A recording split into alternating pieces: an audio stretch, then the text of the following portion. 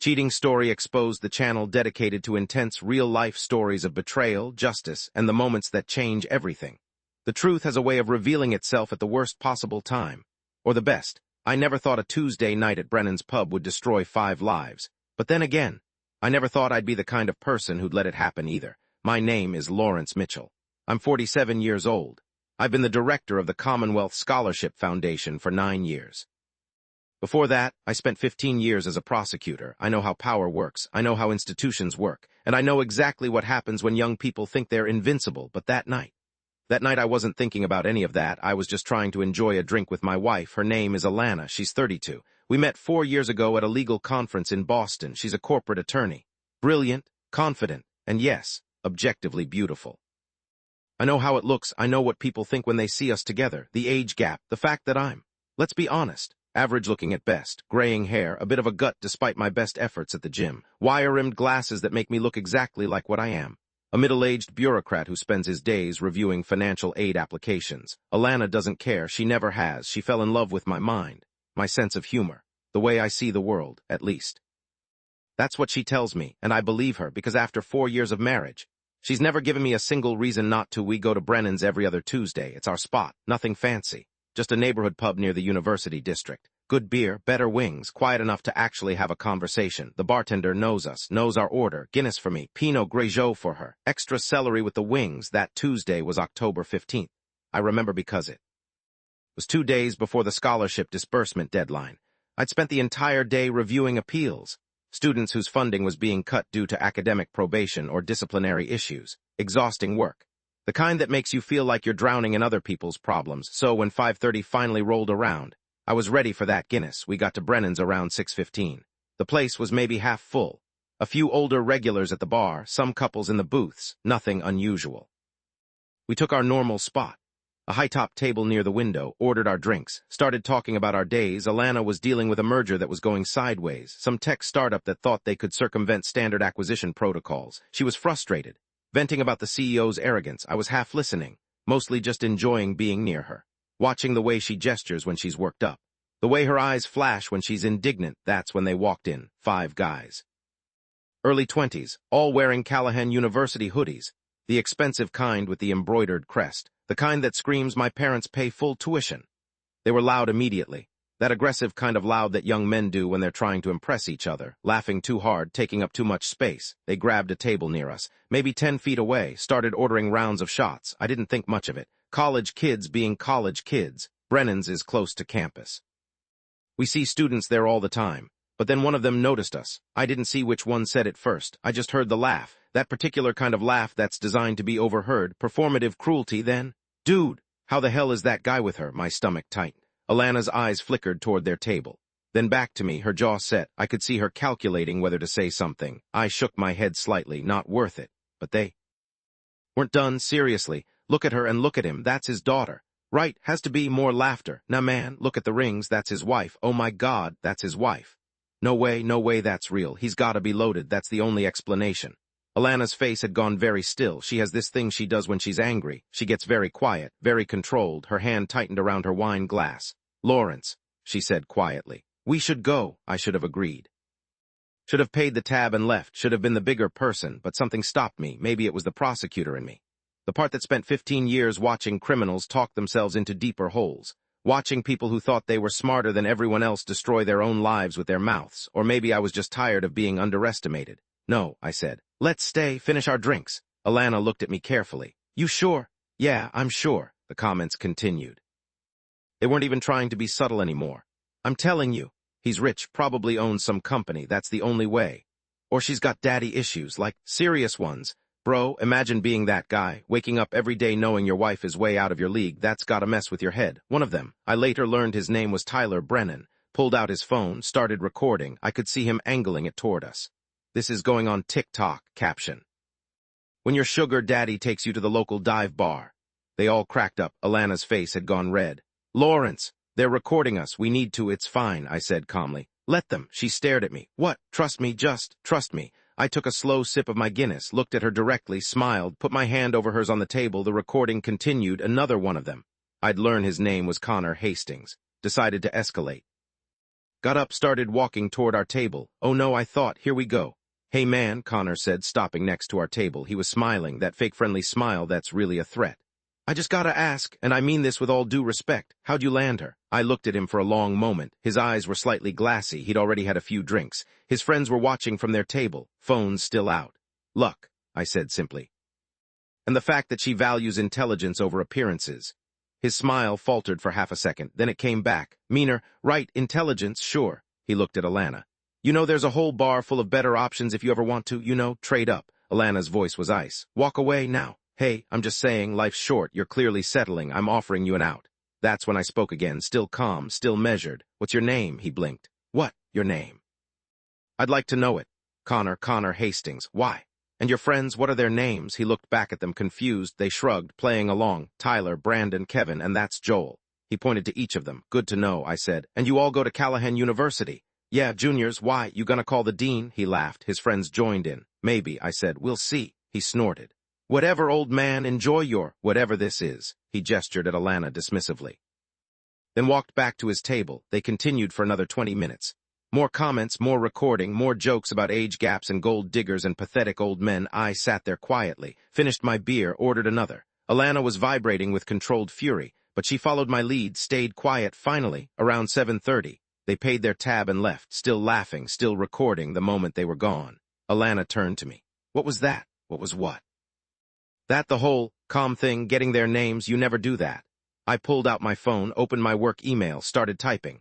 Lawrence, what are you doing? Just sending a quick message to HR and to the student conduct office. Her eyes went wide. You're serious? Very. Lawrence, they're just stupid kids, drunk kids. Do you really want to? Yes, I said firmly. I really do. She was quiet for a moment, then, tell me why. I looked at her, really looked at her. Because I'm tired, Alana. I'm tired of people like them thinking they can treat other people like garbage without consequences. I'm tired of watching kids with money and connections act like they own the world. And I'm especially tired of being disrespected in my own neighborhood pub. But you're going to use your position to enforce existing policies, I interrupted. That's all. They violated the student code of conduct. They created a hostile public environment while representing the university. They recorded people without consent in a private establishment. They engaged in harassment. All of that is grounds for disciplinary review, she nodded slowly. And the fact that you run the Scholarship Foundation is relevant, because I'm betting at least some of them are on scholarship, and scholarship recipients are held to a higher standard of conduct. That's in the contract they signed. You're really going to pull their funding, if they're on scholarship, and if this rises to the level of a conduct violation? Yes, absolutely, she studied my face. Then, slowly, she smiled. You know what? Good, screw them. I smiled back, picked up my phone, started making calls the next morning. I was in the office at 7. My assistant, Patricia, was already at her desk. She's been with the foundation for 12 years, knows everything about everyone. She's 63 years old with grown kids and zero patience for nonsense. Morning, Lawrence, she said, looking up from her computer. You're here early. Need to pull some files, I said. Students at Callahan, 5 names. I gave her the list. She raised an eyebrow. What they do? Harassed my wife and me at a bar last night, recorded it, posted it online. Her face darkened. They did what? Yeah, I want to know their scholarship status, and I want copies of their conduct agreements. On it, give me 20 minutes. She's efficient by 7:30. I had 5 manila folders on my desk. Connor Hastings, presidential scholar, full ride. $75,000 per year, academic merit and financial need. 3.7 GPA, history major, no prior conduct violations. Tyler Brennan, dean scholar, half tuition. $37,000 per year, academic merit. 3.5 GPA, business major, 1 prior violation. Underage drinking freshman year. Resolved with a warning. Brandon Cole, Commonwealth scholar. That's my foundation. Full tuition plus stipend. $82,000 per year, financial need, 3.4 GPA, engineering major, no prior violations. Kevin Wu, athletic scholar, partial, $20,000 per year, swimming, 3.2 GPA, communications major, no prior violations. Joel Martinez, no scholarship, full pay student, 3.1 GPA, political science major, no prior violations, 4 out of 5 on scholarship, 3 of them on significant need-based aid. I opened each file, read through the conduct agreements. All of them had signed the standard language. Recipients agree to uphold the university's standards of conduct both on and off campus, to represent the institution with integrity, and to refrain from behavior that brings disrepute to the university or its scholarship programs. Clear as day, I drafted a formal complaint. attached stills from the TikTok video, which Tyler had helpfully posted to a public account. Submitted it to the Office of Student Conduct, copied the Dean of Students, copied the Provost, and then I waited. The response came faster than I expected, by noon.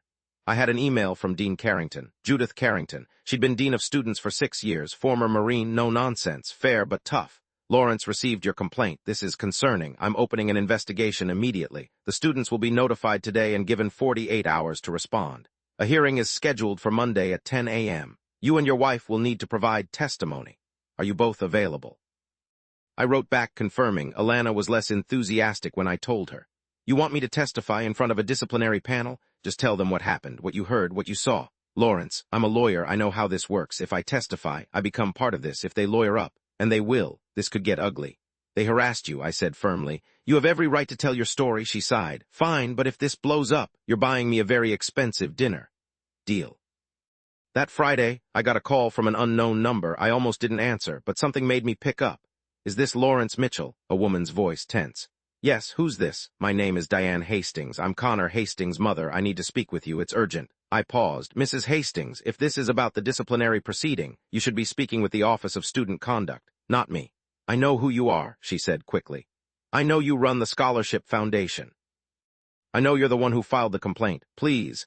I need 5 minutes, just 5 minutes, against my better judgment.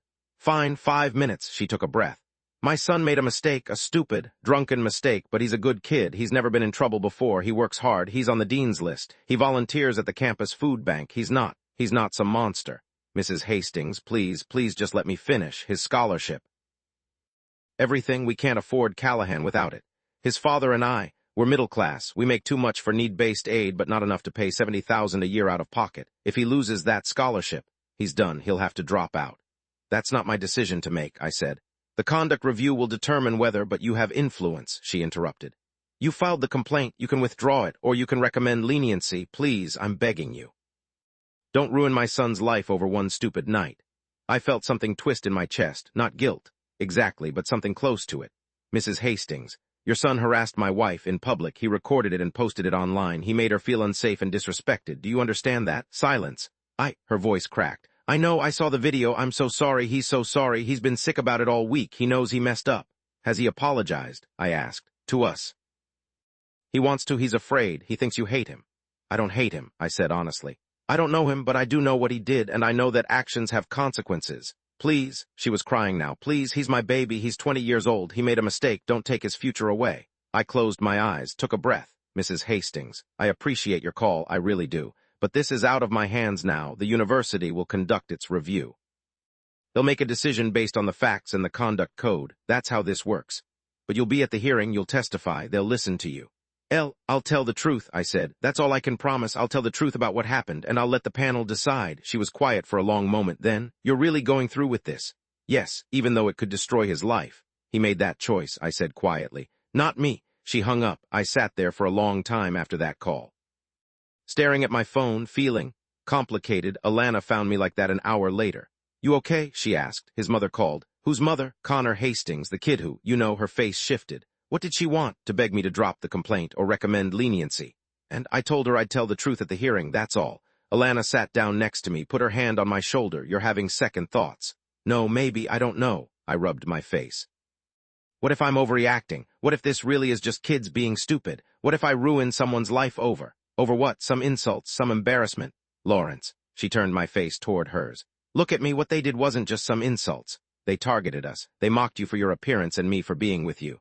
They recorded us without permission and posted it online for thousands of people to see. They created a hostile environment in a public space. And they did it while representing a university that gave them scholarship money, that trusted them to uphold certain standards. I know all that. Intellectually, I know. But what? You feel bad because his mom cried on the phone? Yes, I admitted. I do. She squeezed my shoulder.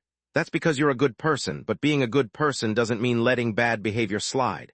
Those students need to learn that their actions have consequences, not just for themselves, but for the people they hurt. What if the consequence is too severe? What if? Then the panel will decide that, she said firmly.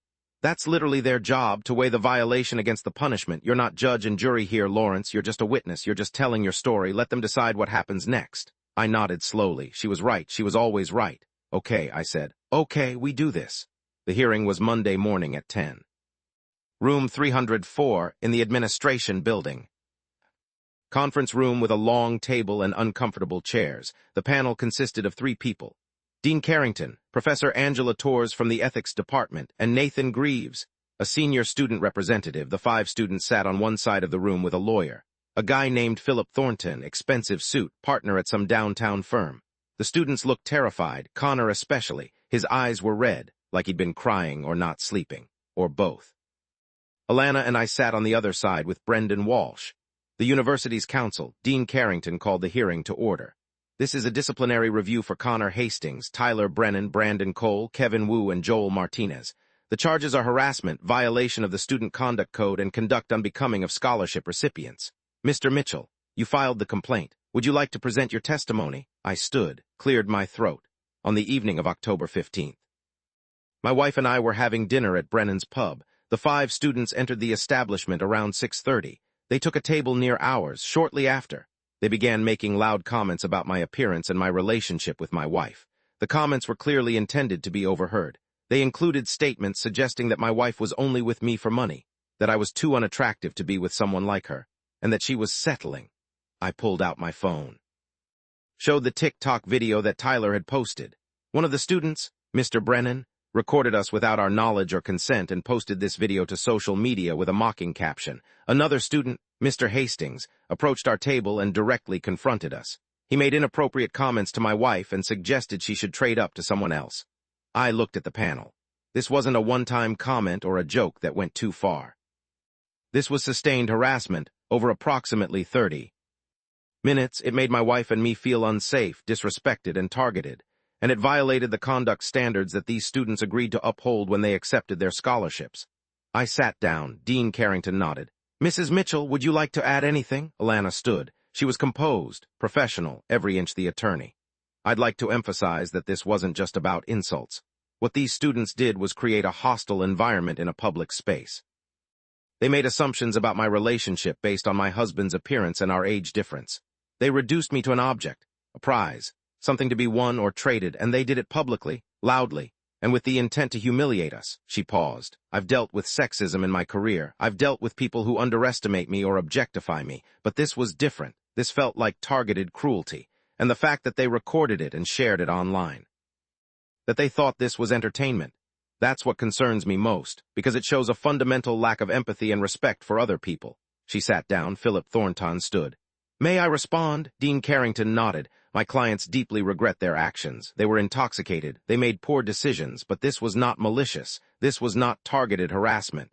These are young men who made a stupid mistake.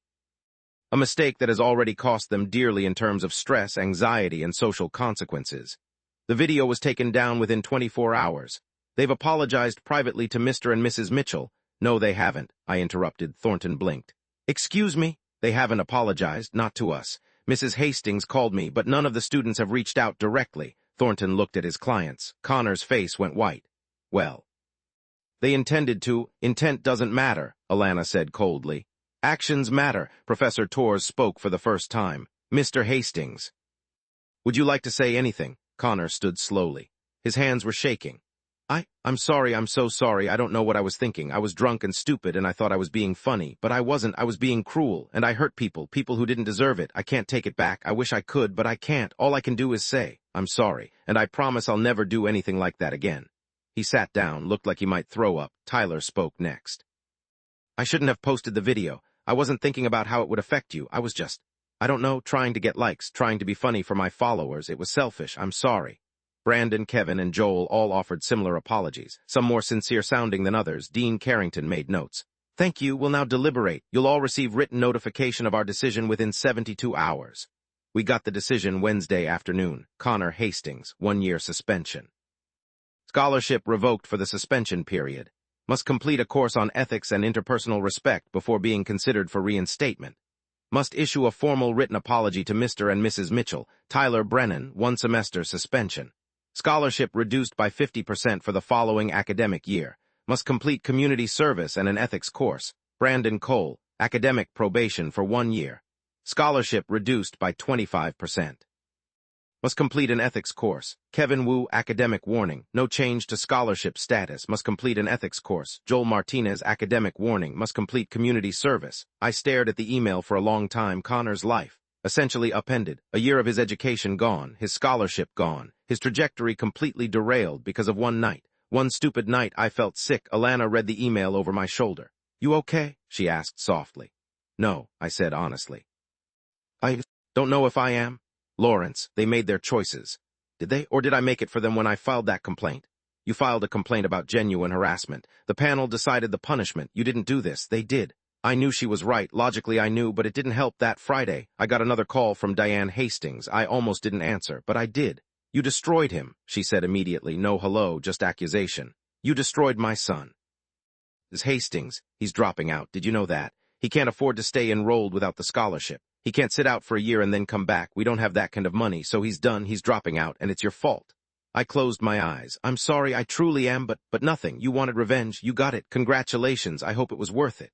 She hung up. I sat there in my office, feeling like the worst person in the world. Patricia knocked on my door an hour later.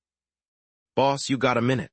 Yeah, come in. She sat down, looked at me carefully. You look like hell. Thanks. You're beating yourself up about the Hastings kid. I nodded. She sighed. You want to know what I think? Do I have a choice? No, she leaned forward. I think you did the right thing. I think those kids needed to learn a lesson, and I think if you'd let it slide, if you just walked away and done nothing, they'd have learned that they can treat people however they want without consequences. That money and connections protect them from accountability. But the punishment was decided by the panel, she interrupted. Not by you. You told your story. You let the process work. That's all you did. His mother said he's dropping out. Patricia's expression didn't change. That's his choice, not yours. He could take a year off, get a job, save money, come back when he's ready. Lots of students do that. It's not the end of the world. It feels like it. That's because you're a good person who cares about other people, even people who hurt you. She stood up.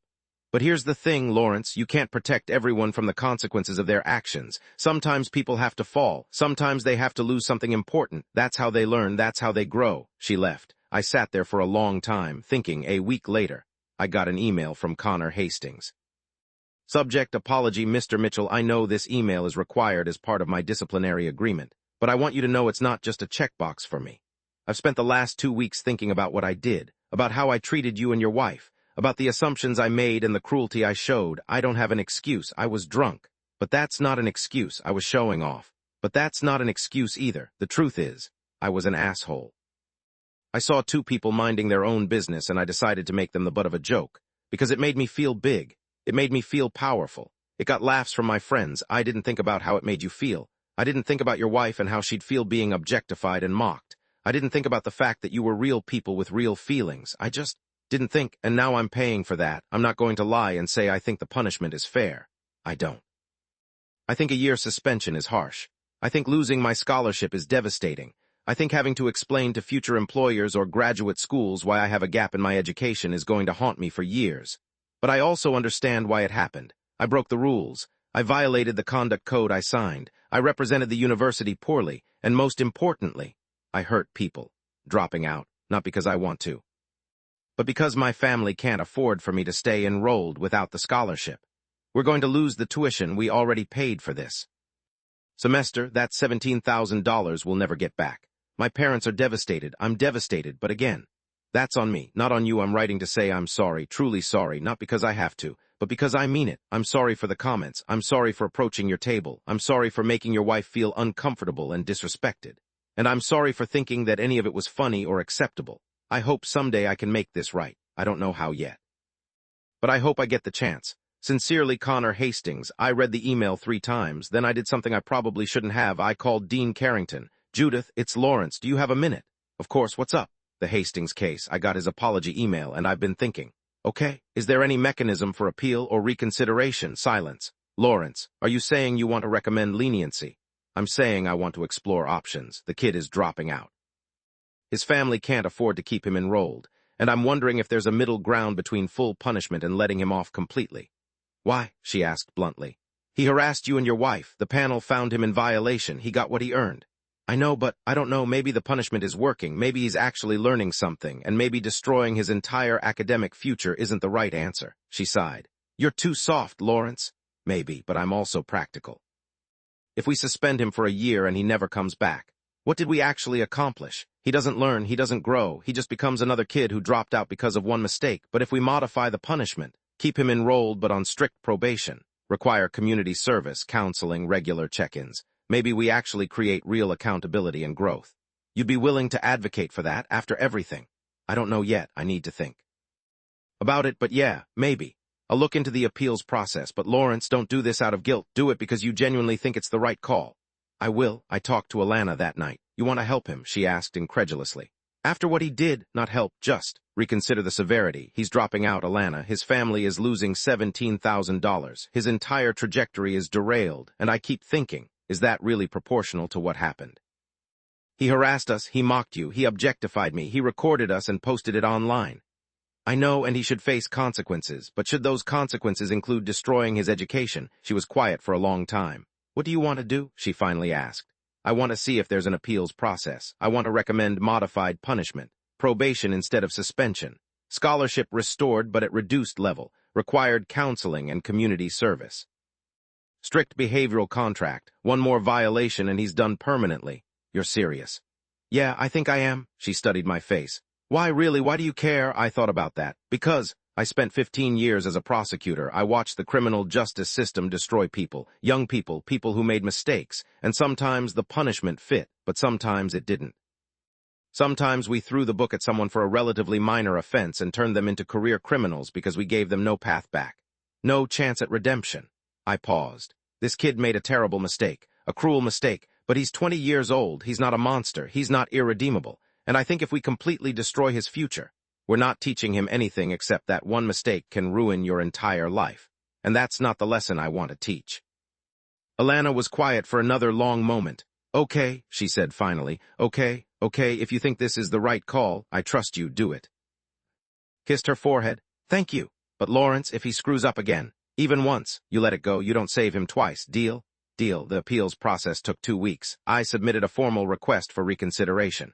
Included Connor's apology email, included a written statement explaining my reasoning, requested a modified punishment structure. Dean Carrington scheduled a meeting with the original panel plus the provost. Mr. Mitchell, Provost Winters said. I understand you want to advocate for reduced punishment for Mr. Hastings. Can you explain why? I took a breath. Because I believe the goal of discipline should be education and growth, not destruction. Connor Hastings made a serious mistake. He violated conduct standards and hurt people, but I don't think destroying his academic career serves any productive purpose. I think a modified punishment that keeps him enrolled but under strict supervision would be more effective in actually changing his behavior. Professor Torres spoke. You're the victim here. Why do you care whether he grows or not? Because I've seen what happens when we give up on people, I said simply. When we decide they're irredeemable and throw them away, it doesn't make them better, it makes them bitter, it makes them angry, and it wastes potential. Nathan Greaves, the student representative, nodded thoughtfully. What would you recommend specifically? Probation for the full academic year, scholarship restored at 50%, required to complete counseling and community service, monthly check-ins with student conduct, and a behavioral contract that makes clear any further violation results in immediate expulsion with no appeal. That's significantly more lenient than the original punishment, Dean Carrington noted. Yes, but I think it's more likely to actually work. Provost Winters looked at the panel. Thoughts? They deliberated for 20 minutes while I waited outside. Finally, they called me back in. We've decided to grant your request, Provost Winters said. With modifications, Mr. Hastings will be placed on probation for 2 years, not 1. His scholarship will be restored at 40%, not 50. He must complete 50 hours of community service, attend weekly counseling sessions, and meet with Dean Carrington monthly. And he must maintain a 3.5 GPA. Any violation of any of these terms results in immediate expulsion. I nodded.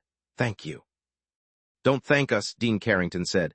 This is a huge gamble if he screws up. It reflects poorly on all of us, including you.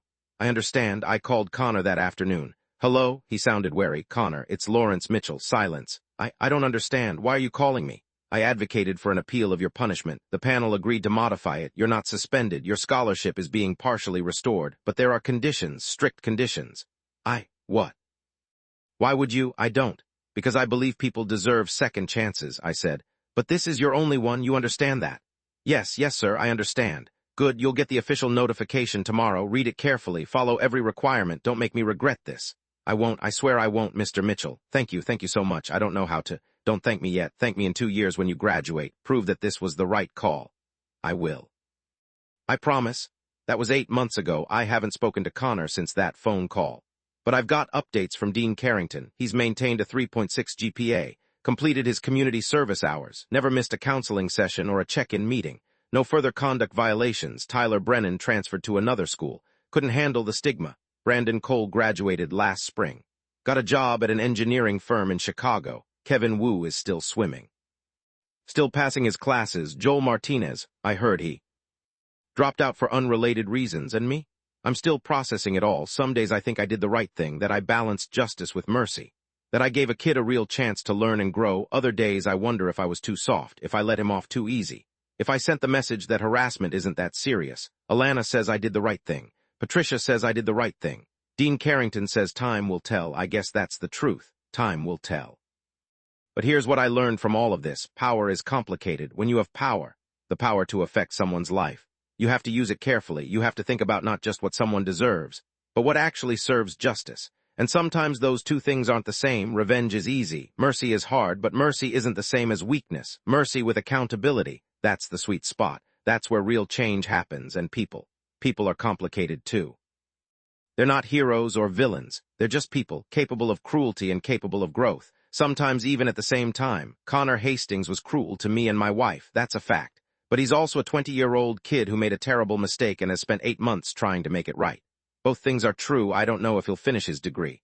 I don't know if he'll become the kind of person who treats others with respect and empathy. I hope so. I'm betting on it, but if he doesn't, if he screws up again, I'll live with that too, because at the end of the day, I didn't destroy him and I didn't enable him. I held him accountable and gave him a path forward. That's all any of us can do. Last week I got an email from Connor, not required this time, just an update. Mr. Mitchell, I wanted to let you know that I'm doing well. My grades are good. I'm working part-time at the campus writing center to help cover costs. I'm in therapy and it's actually helping. I'm learning things about myself I didn't know or didn't want to know. I think about that night at Brennan's a lot, not because I want to, but because I need to. I need to remember how easy it was to be cruel, how natural it felt, how I didn't even see you and your wife as real people. Just as entertainment. That scares me because it means I'm capable of that, and I don't want to be, so I'm working on it every day, trying to be better, trying to see people, really see them. I graduate in a year and a half. When I do, I want to thank you in person, if that's okay. I want to shake your hand and tell you that you changed my life, not just by advocating for me, but by showing me that accountability and mercy can coexist, that punishment and second chances aren't opposites. Thank you, Connor. I showed the email to Alana. So, she asked, how does it feel? Weird, I admitted. Good, but weird. Think you made the right call? Yeah, I think I did, she smiled. Me too. I still go to Brennan's every other Tuesday. Same table, same order, Guinness and wine and extra celery with the wings. Sometimes college kids come in. Sometimes they're loud. Sometimes they look at Alana and me and I see them thinking the same things Connor and his friends thought, but they don't say anything. They just think it, and that's fine, because the truth is, I don't look like someone Alana would be with. I'm older. I'm average looking. I'm a bureaucrat who wears reading glasses and boring ties. But she's with me anyway, because she sees something those kids don't, something that doesn't show up in photographs or TikTok videos. She sees me, and at the end of the day, that's all that matters. 3 months ago, something unexpected happened. I got a letter, handwritten. Return address from an apartment complex near campus. I opened it carefully. Mr. Mitchell, you don't know me. My name is Trevor Hastings. I'm Connor's younger brother. I'm a freshman at Callahan this year. Connor told me everything that happened, the bar, the harassment, the disciplinary hearing, your decision to advocate for him. I wanted you to know what that meant to our family when Connor got suspended. My parents were destroyed, not just financially, though that was devastating, but emotionally. They felt like they'd failed, like they'd raised a son who could be that cruel. My mom stopped sleeping. My dad started drinking more. The house was just dark for weeks, and Connor, he was suicidal. I don't know if you knew that. But he was. He told me he'd been planning it. Had it all figured out, because he couldn't face what he'd done and what it had cost. Then you called, and everything changed, not instantly. It wasn't magic, but it gave him hope. It gave him a chance. And it gave our family a reason to believe things could get better. Connor is doing well now, really well. He's in therapy. He's working hard. He's become someone I'm proud to call my brother, and it's because you gave him a second chance. I'm writing because I want you to know that. I want you to know that your decision saved my brother's life. Literally, so thank you. From all of us. Trevor, I sat at my desk for a long time after reading that letter. Alana found me there an hour later. What's wrong? She asked. I handed her the letter. She read it slowly, then looked at me. Lawrence, he was going to kill himself, I said quietly. If I hadn't intervened, he might have actually done it. You didn't know that. No, but God. What if I hadn't called Dean Carrington? What if I just let the original punishment stand? What if— Stop, she said firmly. You can't do that. You can't play the what-if game. You made the decision you made based on what you knew at the time. You showed mercy, that's all. But what if the mercy saved his life? Then it did, and that's a good thing. But Lawrence, you can't make yourself responsible for other people's mental health. You can't carry that weight. I know, but— She pulled me close. You did a good thing, a hard thing, a brave thing. Accept that. Don't second-guess it. I nodded against her shoulder. I never responded to Trevor's letter. I didn't know how, but I kept it, folded in my desk drawer. I look at it sometimes when I'm making difficult decisions about other students. It reminds me that people are complicated. That punishment isn't always the answer. That mercy matters. But it also reminds me how much power I have. How much my decisions affect other people's lives. It's terrifying and humbling and exhausting, but it's also the job I chose, the responsibility I accepted, so I keep doing it. One case at a time, one decision at a time, trying to find the balance between justice and mercy, between accountability and compassion. I don't always get it right. Nobody does, but I try. Every day I try. Connor is graduating next spring. May 2026. Dean Carrington told me he's been accepted to a graduate program. Master's in Public History, full funding. He's also started volunteering with a campus organization that does anti-bullying and respect education for incoming freshmen, teaching them what he learned the hard way. I won't be at his graduation. That would be weird. But I'll think about him that day. I'll wonder if he remembers that night at Brennan's. I'll wonder if he's become the person he wanted to be. I hope so. I really do hope so. Last Tuesday at Brennan's, something happened. Alana and I were at our usual table, usual order, talking about her latest case. Some corporate merger that was getting contentious. A young guy approached our table, early 20s. Callahan hoodie, my stomach tightened. Here we go again, but he didn't say anything mocking. He just stood there, looking nervous. Excuse me, he said quietly. Are you Professor Mitchell? Not a professor, I said carefully. But yes, I'm Lawrence Mitchell. I'm Ethan Cole, Brandon's younger cousin. He told me about everything, about what happened, about what you did. I didn't know what to say. I just wanted to thank you, he continued.